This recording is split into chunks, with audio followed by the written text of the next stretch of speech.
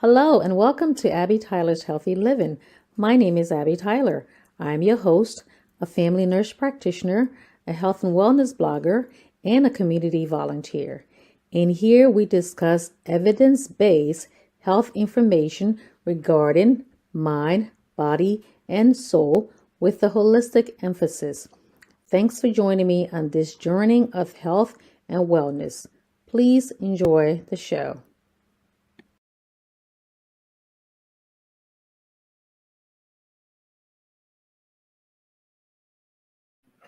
Hello, hello, hello. Welcome to Abby Tyler's Healthy Living. My name is Abby, your Healthy Living NP.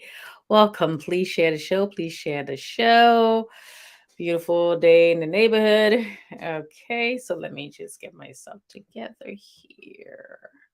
Okay, so as you can see, today's title is Tips for Encouraging the Men in Your Life to Get Checkups. Okay, to get their checkups.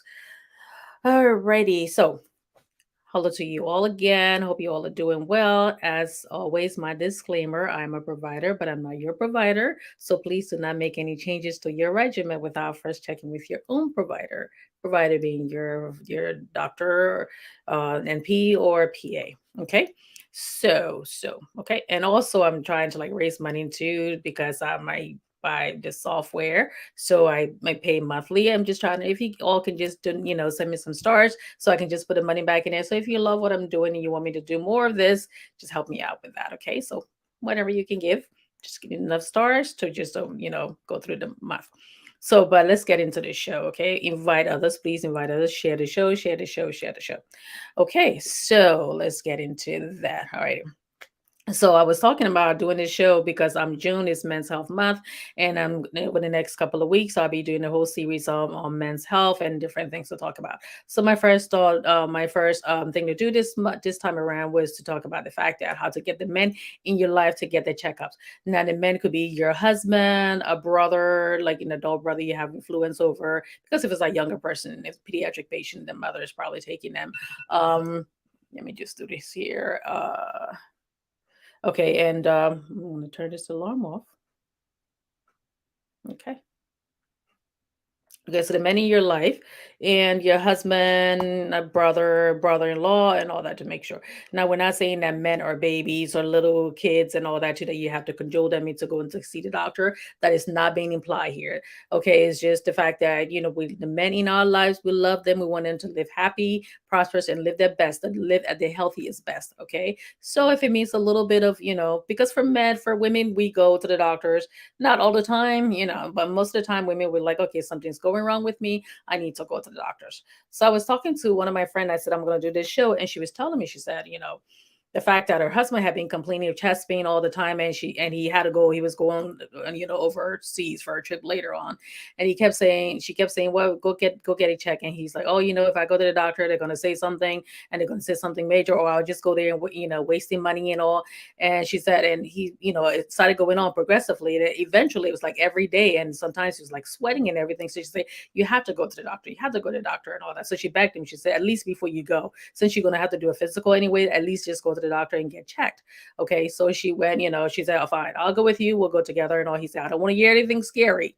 So they did go to the doctor, and after they did all their, after what we get your medical history, your allergies, and everything, do the physical examination and all that. They listened to his heart, and they said, "Wait a second." The doctor's like, "Wait a second. I do need you to go to the emergency room, though, because I'm not comfortable with what's going on here. Go to the emergency room and get checked." He goes, "Oh, great. This is not what I wanted to do." He said, "No, you go to the emergency room right now. It's really important that you do go to the emergency room right now."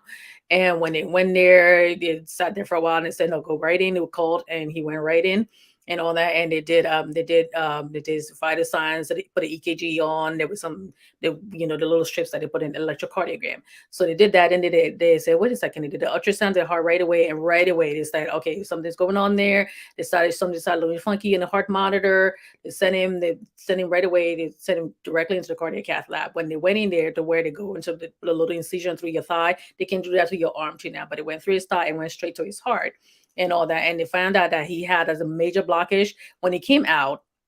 and he was fine. Okay, after that, he did a procedure and all, and the doctor told her, said, you know what, he had the blockage that is called a widowmaker, where it's like the part of your heart is like completely blocked, and it blocks the oxygen and the blood flow from going to the whole side of the heart, and that can just stop the heart. And most of the time, it's called widowmaker. 12% of people, only 12% of people who have that, when they suffer a heart attack outside of the hospital, will survive. If you happen to be in the hospital and you have that, still symptoms and all, 20, you have a 25% survivor rate. That's still like 75% of people who will die. So just imagine if he had gone overseas, because he was planning to go, and if he had gone, he more than likely would have died. More than likely would have died, because again, the healthcare system back home is not that great. Or who knows, he would have died like maybe right while he was still in the plane and all that. So it's very important. Okay, he thank his she said every time she brings it up to him, he's like, okay, yeah, yeah, yeah, okay, so but he is very grateful, because I mean, well, I think she's like 49 years old. So just imagine, 49, you're still pretty young. Okay, so you still have almost like what, another more years to live. So why not do that? So it's very important that we try to get our mental out there. Now, not everything is going to be that severe. Okay, it could just be, okay, maybe something's wrong and you just need to follow up, but it could be that severe. Like I always tell people, sometimes the first sign of a heart attack is a heart attack, and sometimes the first sign of a stroke is a stroke. Okay, so it's important. All right. So let me just go in here. So let's start the program here. Please share the show. Please share the show. Okay, so let me just give a little bit of background here. According to a survey performed by the Cleveland Clinic, 72% of men admitted they rather do household chores, such as cleaning the bathroom, than go to see a doctor. Well, there's a feeling of vulnerability, because sometimes you don't want to feel helpless. Most men, it's like you're raised to feel, okay, yes, I have to be strong for my family, I have to be strong for myself and all. And a vulnerability to come with talking openly and honestly about one's health, the misconception that seeking medical care is a sign of weakness, the resistance to spending money, or any other host of reasons men cite for avoiding the doctor's office.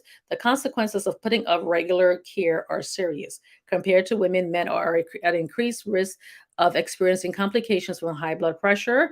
Again, you want to make sure, because high blood pressure can lead to stroke, kidney disease, and all that. Suffering from prostate, men only, or colorectal cancers, and all developing diabetes. Okay. So, how do we convince the men in our lives that it's important? So, let's start the 5 ways we can do that. Okay. Again, men are not babies, so we're not implying that here. Okay. So, let's start how we can do that. Again, this could be your father, your brother, boyfriend, a adult male in your life that you have some kind of influence over, because sometimes your sister will have influence over a brother, stuff like that. Okay. So let's go in here and see. Let's do our banners. Hold on 1 second here for me. Okay. So, number one, you want to be supportive, okay? So when you've tried everything and doesn't, and he still doesn't want to go, he's giving you so many other reasons and all that, so many obstacles and all, you start worrying about it, and he's afraid of receiving some kind of bad news. Just kind of explain, and just like, it's very important, okay? You want to go to the family doctor, because again, being a primary care provider as I am, it's not just, you coming here, we take care of everything, but at the same time, you come, we do your physical examination, you talk about your medical history, your family history, which is very important of that, because sometimes some people might say, oh, my father died from this, or my father had this, and I know that's what they're going to tell me. Doesn't necessarily mean that you have it, but if you do have it, or chances of you developing it, you can delay that. Or also, if you have it, we can control it. We have so many medications, there's so many other therapies out there that can control that. So it's important. You want to be supportive. Say, I know, I understand that, and I know what you mean, and I know you're scared. I'm just saying, please, let's just go to get a check. And if there's anything there, they can check it out, because you don't want to wait for much later when things could get much worse. So be very supportive. I know sometimes it can be a little annoying that I've already explained it so many times. I'm trying to tell him to go and he doesn't want to go. I'm getting a little frustrated. Take it day by day. Okay. Start slow and start talking about it. Let's just go for your annual visits. At least let's go to your annual visits first. Okay. So you can start making them around. Usually when I do my annual visits, I try to arrange it around my birthday. Also for my mammogram, I try to arrange it around my birthday or around that time. So he said, let's do that, and then we can celebrate your birthday later. Okay, so go in there. If he talks about spending money, oh, most of the doctors they just want to take my money. Think about it. Primary care, most annual visits are like it's like completely covered. Okay, so you come in there, you do your stuff. We order your testing, your preliminary testing, like the testing that you have to have. Like we check for your anemia, infection. We checking for your blood sugar, your kidney levels. We're checking for your cholesterol level and all that too. So we some in most doctors' office they can do all the blood work right there, or they'll give you your slip, or you can go get your lab done in case. So you want to call first, make sure that you have, if you're going to be doing my blood work right there, did I have breakfast? And also ask them, am I doing my blood work there, right there, or do I have to go somewhere else later on and at another time? So make sure you call first when you make your appointment. That way, he doesn't eat in the morning and he can get his blood work when he gets there. And you want to make it early too, because you don't want to be starving all day until you get to the doctor's office. Okay, so do that, or you can do it somewhere else, but make sure you ask that first, okay? Because if you tell them, oh my goodness, oh, that means I have to be hungry and I have to do this and I have to go somewhere else, to try to make it at least a convenience, okay? Make it a little more convenient for him. Alrighty. And also you want to prioritize your health. You say, you love me, I love you, we have children. If you have children, or if you have, especially if you have children, the kids are growing up. We want to be there for them. So please, can you please just do this for me, okay? Do all that. Don't get to the point where you're like getting so pissed off. And if you start getting mad and all that, just gotta slow back. And especially if he starts resisting, just slow back and then bring it up another time, okay? And sometimes when you just sitting there watching TV and you just see something, just bring it up. Just just nonchalantly, just bring it up. That way, he doesn't feel like you're just saying it in his ear all the time, and he's like, oh great, she's going to bring it up again. Oh great, she's going to bring it up again. So just kind of bring it up nonchalantly, or when you're driving somewhere, just bring it up, okay? And above all, remind him that you love him, that everybody, the kids love him, and you want to see him, healthy and happy, right? Okay, so let's go in here. So number two, how can another way to do that is to help him get started. Alrighty. So for some reason, men, like some men organizing a trip to the doctor's office can be a little, be like, oh great, I have to do this, I have to do that. So like that, I've alluded to that.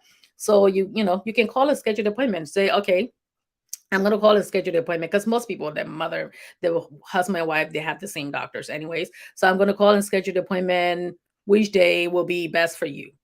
Pick like 2 to 3 days in between there and say which day would be best for you. Don't just say when do you want to go, because if you're in March, it could be like December. So just say let's pick this day. I know you're going to be off this time, or when you go when is your vacation or whatever. Let's just do that and just pick the day and go. It's also good to get a doctor's too when you call, to get a doctor that's like have like real available hours. Sometimes it's like 9 to 5, and some doctors have hours later on in the evening. Some doctor's office also has some Saturday hours too. So you can do that. You can call and say, I'll make the appointment and pick one of these days and we can go there. Okay. Make sure that you got his summary of his health history and all that. So that way, at least you can say, okay, let's just sit down and talk about, did you ever have any surgeries? Did you have any other illness when you were younger? What kind of diagnosis you had? Well, you saw your pediatrician, right? You have all your records, because chances are more than likely, if he's much older, he doesn't have his pediatric records. But any kind of childhood diseases, your mother's history, your father's history. So have all that written down too, because sometimes when you sit in front of doctors and they're talking and people are talking to me and they like totally go blank. It's like, oh yeah, I remember that. Oh yeah, I remember that. So when did you have this done? Oh yeah, I remember that. And sometimes too, you go there and when we're asking the questions, like I said, the kind of questions that we ask to come up with a diagnosis, most of the time you ask the questions, the men, and it'll be like, oh, so how long you been having that pain? Yeah, it wasn't that bad. Yeah. No, yeah, and you're sitting there like, no, you've been having this pain, and it's like, severe to a point where you're not being able to go to work. So it's important. So when you're there too, that's good. But you also want to make sure you ask him if he wants you in the doctor's office, in the room, the exam room, when you're in there too, because there are times when the husband and wife are in there, and I have asked a question before, and it gets really awkward, and you're just sitting there, and I'm staring at the computer, so I'm not looking at both of them, because it's like, okay, let's move on to the next topic. So talk about it and say you're going to be open and honest with the conversations and all. And you can also say, I don't want to answer that question. You don't have to answer the question if it asks you, okay? Or just answer it to the best ways so we can try to get to where we need to get to. All right. So get her the answers, research again, research your and choose a primary care provider. So sometimes you have to like, okay, I'm gonna look online and that's I see this doctor's name, look online and see what about them, his or her practice. Let me see their reviews. People are doing that now. Let me see their reviews and all that. Be times now you have to read a lot of reviews because there are times where somebody might write something, one or two things, and you'll say, oh, I'm not going there because it said that. Oh, I'm not going there. There's a lot of story behind something when they say something wrong. I'm not saying there are not providers out there who are, not less than stellar, but sometimes things happen and the patient runs with it too. Okay, so it's important that you can call, and also you can call a family member who you kind of live in the same area, and they can, how's your doctor? Call a friend or something like that, somebody you work with, a friendly member who's in the health field, and you also ask, it's like, do you have any doctors that you work with that you think I can see, and they know their bedside manner and all? Ask them, and that way he may feel a little comfortable going to go see a doctor. Okay. So it's okay, yeah, I kind of know him, or my friend knows him, because yeah, especially like in immigrant community too. Usually, we all most of us will have the same doctors and all, because we'll say, oh yeah, my friend knows that person. So if they feel comfortable with them, I'm gonna go to that person, and I'm gonna do that. I'm gonna go this one. So usually that's the case. So do that too. All right. And it's important to establish a relationship with your family doctor even before making the appointment. Because sometimes they might say, "I have my family doctor, but I don't have to go because I don't feel sick, so I don't have to go." But it's important at least you go for your annual visits, okay? At least once a year, and as often as they tell you to come back. Alrighty, so everything will be individualized to his care. So get the initial visit out of the way, talk to him, and and just okay, now we're gonna go. And the day, couple of days before, start reminding him that yes, you said you're gonna go, because people would not show up. All that call and say, no, you know what, I'm not coming in. So it's important that you say, okay, we're gonna go to your appointment, right? You're gonna go, right? And do you want me to come with you? And try to make sure that you're off from work too, so that at least that way you're going. Again, we're not saying men are babies or little kids and all that too, but sometimes they just need a little nudge. And if it's your sweetheart, you want to see him healthy, right? Okay, so number three, let the facts do the talking. Okay. You don't want to go in there and start saying, oh, I heard this, and I heard that and all that. Try to I tell people not to Google this information, but it's, remember, when you Google and stuff and all that, it's a general information. It's not something that's particular to you, so you get like a baseline information. So when you go to see the doctor and all, you can say, I read about this, and you're going to be doing different tests, and then my family. So we look at all of that. Not saying not to Google. Everybody Googles eventually, so but just take that and say, and now I'm going to take this information to go see my doctor. So start talking to him. Where I read on Google, like, you go on like and CDC website, NIH website, the WHO website. Those are the reputable websites I would prefer that you go on. Okay. I read somewhere in CDC website. That's the Center for Disease Control, not the other CDC. Okay, I read somewhere that the risk of delaying your preventive care and also screenings and all that, you can come into much, it can be worse later on. Like you're in your 40s, and your brother, or you're 40, 45, and your brother had colon cancer, or this person had colon cancer. And I read somewhere that you need to get tested long before the regular time when it's 50 years old, or 45 to 50 years old, because you have a higher risk of developing colon cancer. Doesn't mean you're gonna get it, but it's very, since you have a family history of it, I want you to get checked. Your brother had a heart attack around the time. This other person had a stroke. You had a higher risk of doing that. We all at high risk of doing or getting starting to having a stroke or whatever, but you had a higher risk when you have a family member, especially your first degree relative, that's like your mother, your father, your siblings, sometimes your grandparents and all. So it's important. I want you to go ahead and get checked. Okay. So I read that. It's right here. You can look at it. Let's look it up on Google. You can see that. All right. You can talk to them the benefits of receiving the care, the regular care, because you go into your doctors, they're doing your blood pressure, they're checking your heart rate, they're doing your blood work, and we're looking at the trends. We can say, okay, your cholesterol level is a little, and it's okay now, it's a little high, but we're going to check it again maybe in 6 months to see where it is.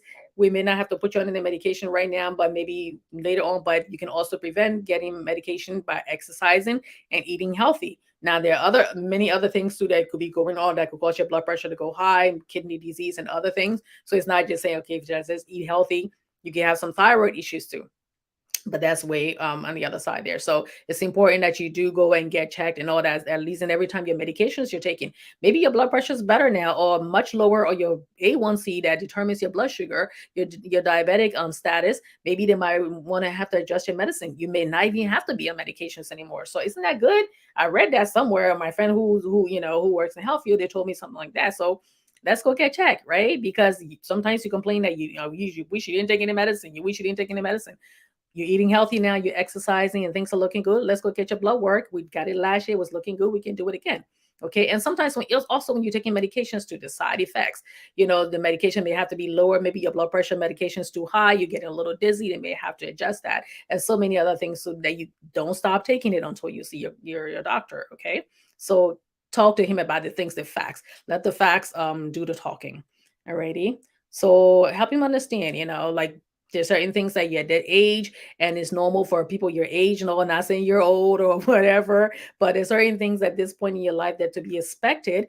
But that doesn't mean that okay, because I'm this age and this is what people my age get, so I'm okay with that. It's just that I'm just happy to be alive. You want to be healthy while you're alive. Okay.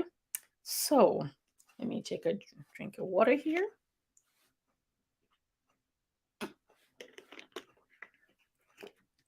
So if you're just joining us, I am Abby Tyler. I'm a family nurse practitioner. Okay, and today we're talking is June is Men's Health Month, and I'm going to be doing a series on men's health. Today we're talking about tips for getting the men in your life to go get their checkups. It could be your husband, be your father, it could be your brother, male relative, and all that. Okay, so let me just see here. I'm just going to break for comments for a bit there. Fuck Patilla said, following from Liberia. Thanks so much. Thank you for watching. Thank you, thank you, thank you. Okay, so number 4. So number 4 is start slow. Okay, I hope you guys are sharing the show.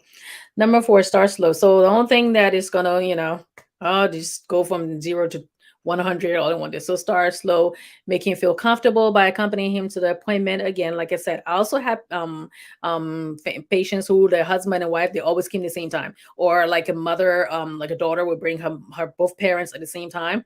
Okay, and so most of the times, like that comfort level, you have somebody there who if you forget something, they can talk to the doctor, or just having somebody else there with you. And sometimes, you may need to you can just call your friend up and say, can you come with me? And you can go with girlfriend. If you're the girlfriend and you're looking forward to marrying this person someday, it would be kind of nice to go and get some of the medical history and all. So make sure, accompany him, go with him, even if it's not your day to get your exam and all that too, go with him. With If it's possible, go with him. Okay. And also you can be on the phone too, because sometimes I've talked to a family member. I'm in the room talking to a family member and they have their family member on the phone. So if I say, do you have any questions, or do they have any questions? So they can be on the phone when you're in there too. There are times where somebody has gone to the doctor's office too, and my cousin might call and say, "Oh yeah, my cousin's a NP and all that. Can she listen in the conversation or and all that?" So that's happened too. So your relatives who also in healthcare and available to listen on, and they're going to be okay with it, they can do that as well. Okay. So of course, lead by example, scheduling your appointment the same day if that's possible. It's not always possible that you can schedule your appointment the same day, because they might say, "Oh, we only got one room for this person." So schedule way ahead of time, so that way you can say, "I'm coming in with my husband. Can you please put us back to back?" That way you have the 2 slots ready for you. Okay. Increases exposure comfort level by having him take the kids to the appointment too. So it's also important, because most times women are the one who take the kids to the pediatrician. So have him take the kids and when he's available too. Okay. So even when he's going to be uncomfortable, that's his children. So let him take his kids, so that way he can see too, yes, I'm taking my kids. And also I have to lead by example by going to my doctor's appointment as well. Okay. And sometimes, especially for providing incentives. So we'll have a dinner after that. And also, again, men are not babies, so you don't have to say, "Oh, if you go, we're going to go there and buy something really nice and all." No, you can just say, "I'm going." And after that, we can do so many things. You're a couple. Anyways. Alrighty. So then get some the other one, get support from other family members too, especially like if it's your dad. Okay, just say your dad lives with you or live on his own, and you having a hard time, you can get a sibling that usually your dad will listen to more, because sometimes they have like children who, okay, he may, I'm the one that's really strict and all that too. So he probably thinking I'm nagging him a lot. So let me get my sister to help, or let me get my other brother to help, and all that way they can talk to him, say, come on, dad, you really have to go. Or if it's your husband, you can get his sibling or his trusted friend and just say, I'm just rolling with my husband. Is that way you can talk? I know you don't want to be putting your business out there, but there's people who he trust and all, who is really close to, who's not going to sit there and be like, oh, and you don't have to tell them anything. Just say, yeah, can you help your friend? He needs to go to the doctor. You're men. You get to a certain point, you don't want to go. Can you just talk to him? Oh, yeah, tell him I'm worried and all, and I don't want anything happening to him and all the children here, and we all want to be able to grow old together. So can you just kind of talk to him? So sometimes you get somebody involved who can talk to them.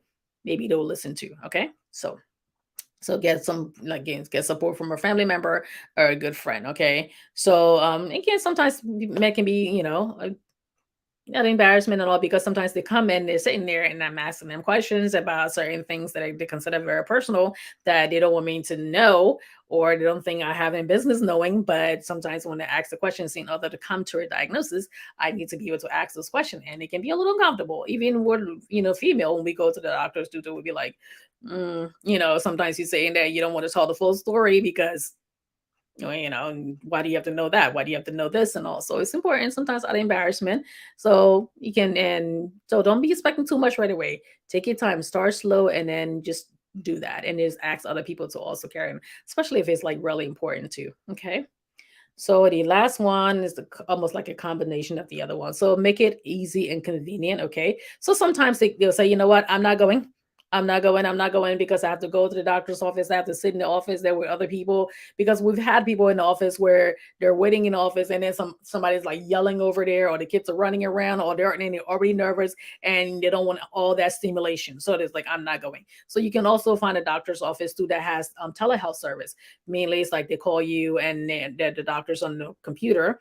All right. And you can do that on your phone. You can do that on the computer. You don't necessarily have to be at home, but I always tell the patients I use somewhere quiet, so that way if I'm talking to you, everybody's not listening. Okay, you can have your headphones on too. Okay, I've talked to people who were in the bus.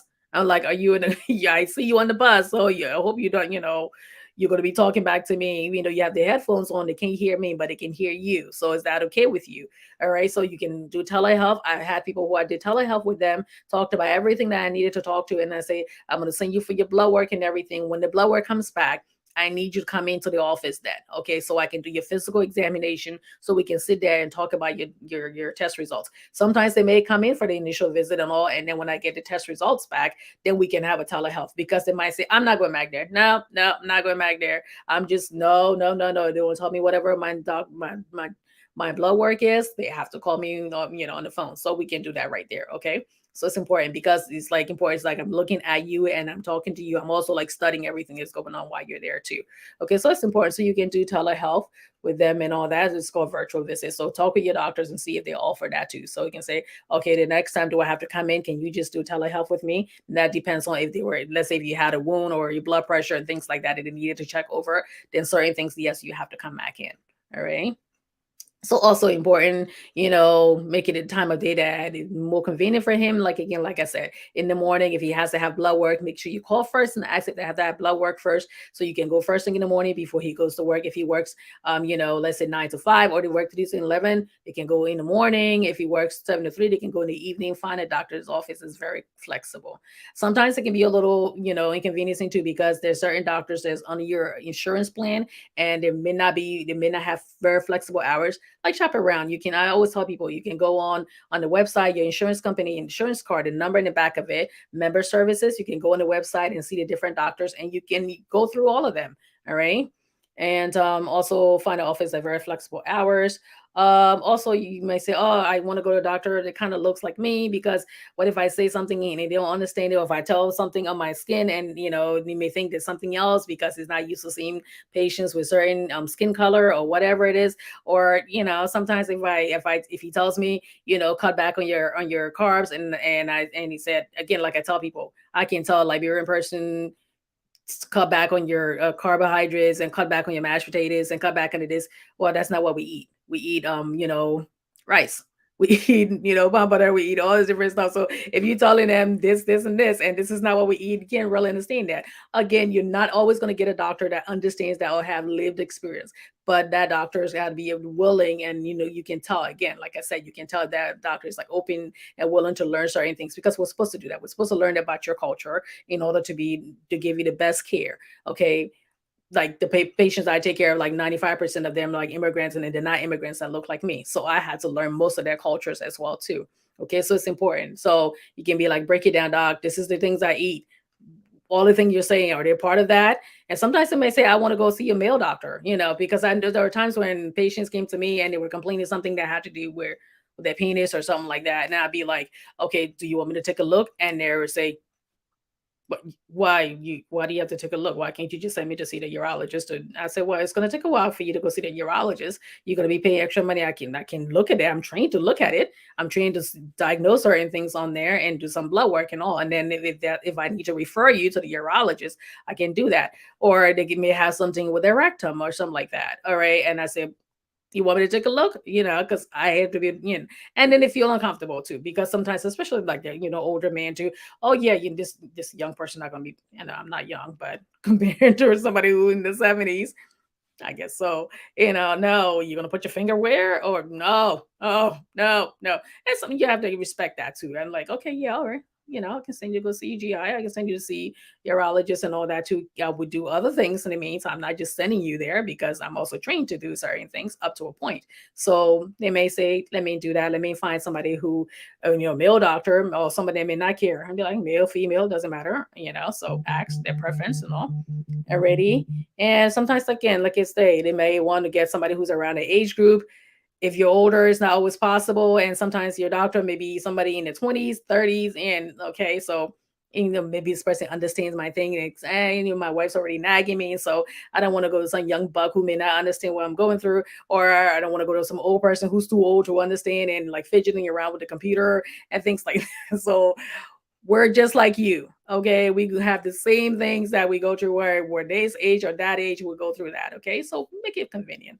And also, sometimes you can say, okay, we'll pick this doctor that's close to home. So you just have to drive like a short distance, or maybe this one's on your way to work. So that way, so try to do that. Make it in the way where as convenient as possible. So that way he understands that, yeah, really, I guess she really wants me to go. So let me go. Okay. So some of the things to kind of avoid too. Let me see. I don't see any questions there. Some of the things to kind of avoid, strategies to avoid. Okay. Um, Sometimes you may get to a point where you're like feeling really and like frustrated, and he doesn't want to go. So no matter how desperate you talk, and just avoid doing it. Don't, especially when you're like, again, like I said, with men, don't sit there and be making them feel that, oh yeah, like there's some little kid that you have to talk down to them. Don't avoid it lecturing. Bring it up every once in a while, but don't have that long speech about, oh, I want you to go. And if you don't go, and then if something happens to you and me and the kids, and then don't start like that. Just take it easy, and every once in a while bring it up. Okay. Don't do any nagging. I hate to use that word because it's always like feminine, but don't make it long. Don't just long story daily, daily, daily. Just bring it up every once in a while. Okay. Don't get into a heated conversation. All right. If it starts getting to the point where he's like, oh my God, you just want me to do this. And then, okay, let it go. Just let it go, let it go, let it go. Just say, and then when he does go to the doctor's office and something find out, don't say, I told you so. Just say, oh, I'm so happy that you finally got the answers that we're looking for. And I'm here to help you get well. I'm help you to manage those things. Okay. So what do you do in extreme circumstances? If they decide, your dad, your father, your dad or father, your husband too, if they don't want to do it, just make sure, especially when it comes to older person too, you don't have to engage in any unhealthy behaviors. If they say, oh, they're smoking so much and they're coughing, oh, can you just run to the store and buy my cigarettes? No, dad, I won't do that. Or somebody saying that, oh, how come you're not cooking this thing? Or I like to have these who, if you go shopping, if you're the one that, does the shopping at home, I'm not buying certain healthy stuff. I'm not buying unhealthy things. Or why didn't you buy it? Or if he wants to, let him go buy himself. And if he does the shopping and all that, oh, you both can go shopping together. He doesn't have to be the one, and just sit there and just try to like steer him away from certain things. I'd like, honey, I'm really concerned. All right. I know you don't want to go see the doctors, but at the same time, can you try to be a little healthy when we're doing this? Because I really want you around. The bottom line is you just want to make sure that you love him, that he knows that he's loved. Okay. And you're really there for him. Okay. So, So make it clear, but just say, "I'm you love you. I'm not, but I'm not going to participate in things that are unhealthy for you. I'm not. If you want to do that, if you want to stay up and sleep much later and then not getting enough sleep to go, to get ready to rest and recover for the next day, you want to sit and be smoking or not getting enough exercise and all that too. I'm not going to be there. I'm just going to go and go exercise. I'm going to go and eat healthy. Once, and whoever does the cooking, if he does the cooking, you can kind of move things around. If you do the cooking, you cook healthy, you and the kids are eating healthy, eventually he's going to have to eat healthy. He's gonna be like, okay, fine, because or he's not gonna want to be cooking his own food, or if he does cook his own food, because my husband cooks, and my uncle when I live where he cooked, most of the men in my family they cook too, so and they cook good. So you'd be like, okay, let's not eat that, and just keep on saying that, like just tell them and say, you know what, you have a really gorgeous wife who is me, and all that too, and I want you to be healthy. So just think about if anything happens to you, like all these men around here, they might be trying to talk to me, so you don't want that, right? You can use the feminine wise. Anyway, so but but the most important thing is just remember, it's not going to happen overnight. And he's going to resist. Some men have no problems going to the doctors, by the way. So for you men who are like that, good for you. So, but he's going to resist and all that. But just make sure you're there. Say, I'm here to help you. I love you, and I'm not going to nag you about it. But you remember, you said you're going to go get checkup and all. And I'm worried about the kind of symptoms you're talking about, and it could be something more serious, or it could be something nothing and nothing serious. But I just want you at least go to your family doctor and get the help that you need. Okay. So anyways, I don't see any questions and all that too. So I'm available to, I'm always available to answer questions when you guys leave it in the comment section. And if you're watching from Focus on Liberia, I can also answer questions there too. If you're watching from Focus on Liberia, also advise, I ask you to please join, like and follow Abby Tyler's Health Living page. Okay, make sure it's Abby Tyler's Health Living page, because I put daily videos during the week that doesn't show up on Focus on Liberia. So I don't want you missing anything that could help you, all right, you or your family member. And also, I'm also on YouTube too, all right? So for those of you who don't frequent YouTube. So, let's continue the conversations in the comment section. All right. I'm always available to answer questions and all. Again, like I said, June is Men's Health Month, and I'll be doing a series on men's health. Okay. So I want to thank you all for watching. For those of you who are watching now, please give me a thumbs up. Please give me a thumbs up. Please give me a thumbs up. Okay. Anything there, give me a thumbs up. For those of you who are watching now, I say thank you. For those of you who will be watching later, I say thank you also. And again, like I said, I'm trying to raise money so I can pay for the software, because I pay for it every month in order to come on the live Facebook live thing. I want to be able to do graphics, and I can do that on just do Facebook Live. Okay. So if you like what I do and you appreciate what I do, just send me a star. Okay. So that way I can just put the money right back into the program. I'm not putting the money in my pocket. All right. So I'm not at a point yet where I'm making money from Facebook. I just want to put it right back into that. Alrighty. So thank you all for watching. I really appreciate it. Please share the show. Please share the show. Please share the show. And I'll see you again on Abby's Daily Dose, once or twice, 2 to 3 times a week, and also every Tuesday at 7 p.m. Eastern Time. Okay, so share the show, and thank you all for watching. And I look forward to seeing you again. You stay well, stay healthy, stay safe. Okay, good night.